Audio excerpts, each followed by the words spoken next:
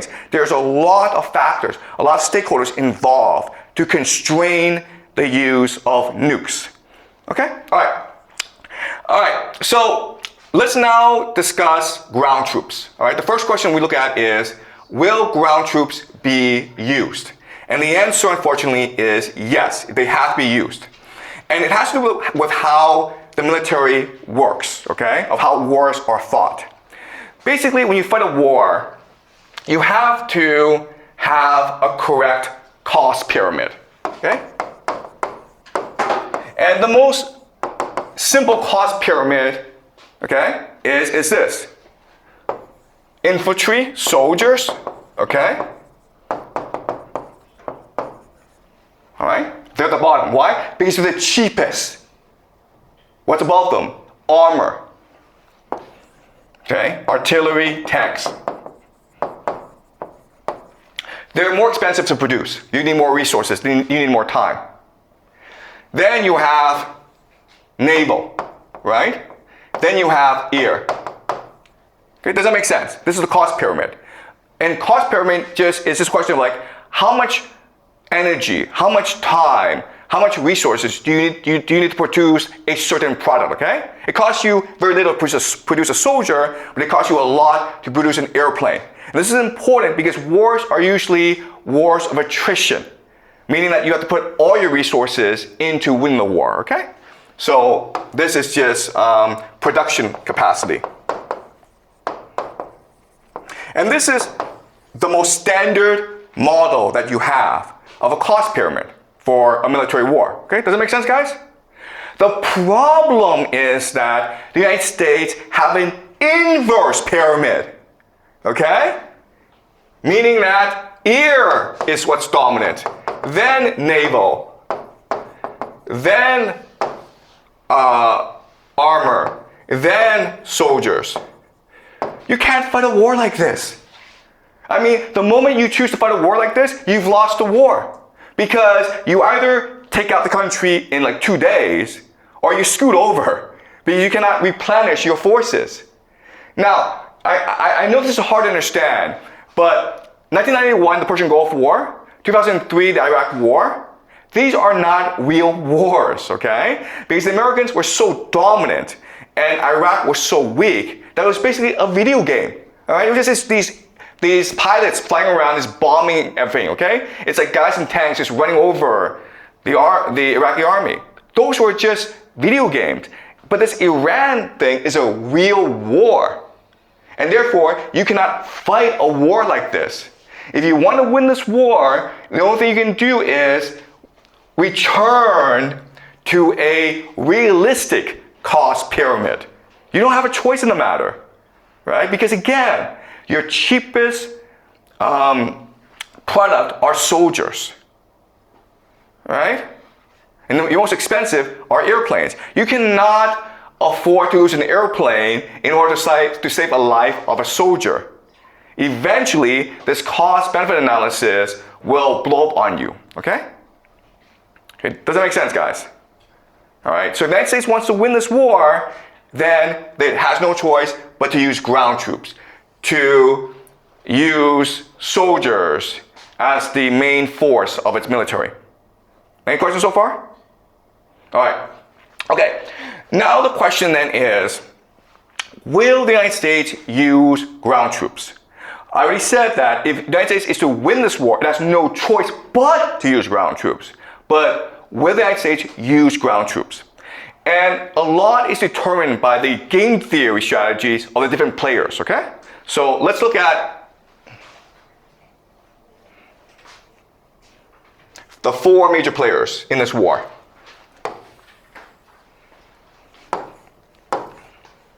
You have US, you have Israel, you have Saudi Arabia,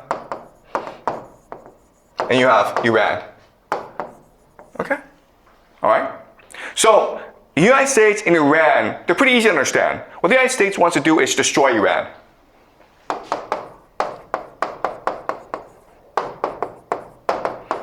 Okay? Why? Because if we were to destroy Iran, the United States would have complete control over Middle East oil. And it would control global trade through the Strait of Hormuz.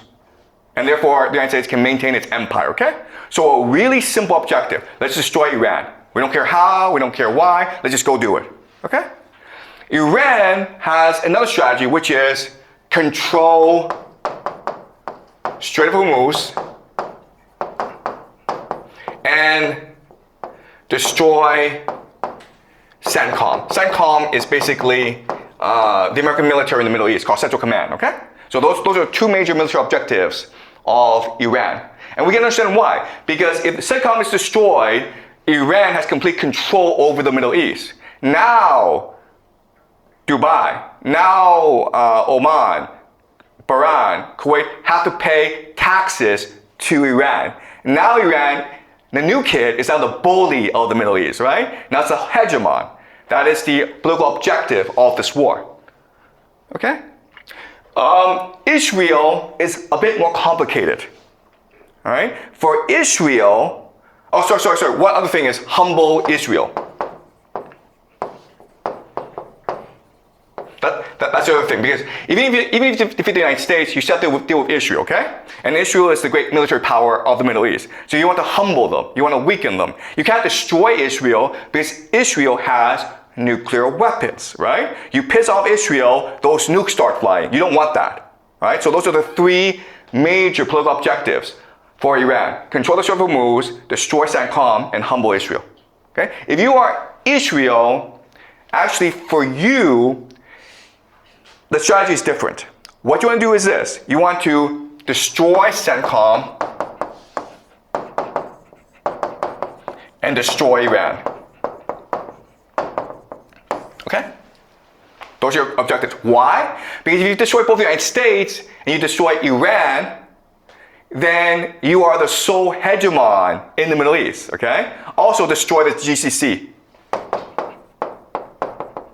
Destroy Saudi Arabia as well. Why? Because once Saudi Arabia is destroyed, all its resources belong to you, okay? And this creates something called the Greater Israel Project, which is what we will discuss next class. But as you can see, that's really important, is that even though the United States and Israel are allies, their ultimate strategy is different. Their objectives are different. In fact, they're in conflict, okay? Then you have Saudi Arabia. What does Saudi Arabia want to do? Well, destroy Iran, because if you destroy Iran, you have complete control of the Strait of Hormuz. Then you can be a bully, okay? But you also want to destroy the US and you want to humble Israel. All right? Does that make sense? All right? So by understanding how each player perceives the game, we can now understand how they will go about their strategy. Right? So the United States just wants to destroy Iran. But as you can see, Israel, Saudi Arabia, and Iran all want to destroy the United States. And how do you do that? You do that by forcing the United States into a long ground war. Right? Therefore, if you're Israel, you don't want to use nukes. Why? Because nukes would end the war too quickly. You want to drag this war out as long as possible to force the United States to send in ground troops. And then you're like, well, why doesn't the United States use nuclear weapons? And the answer is already told you, the escalation ladder. It needs to justify itself to the people, okay? When you do anything, all right, when you do anything,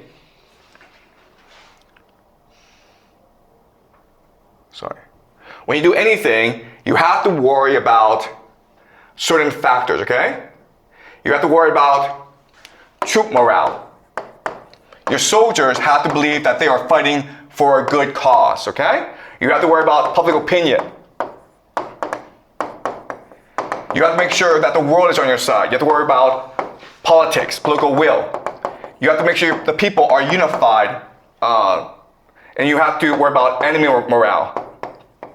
You don't want to piss off your enemy so much that they go into an extreme, they jump the escalation ladder to extreme beyond your control. Okay, does that make sense? Okay? So as you can see, war is extremely complicated. It's not just about weaponry. It's not just about resources. It's ultimately about controlling the narrative, controlling the political landscape. Okay? Marshaling the resources in a proper way that is strategically beneficial. All right? Does that make sense to you guys? Okay. So, so we just answered 2 questions. Will the United States use ground troops?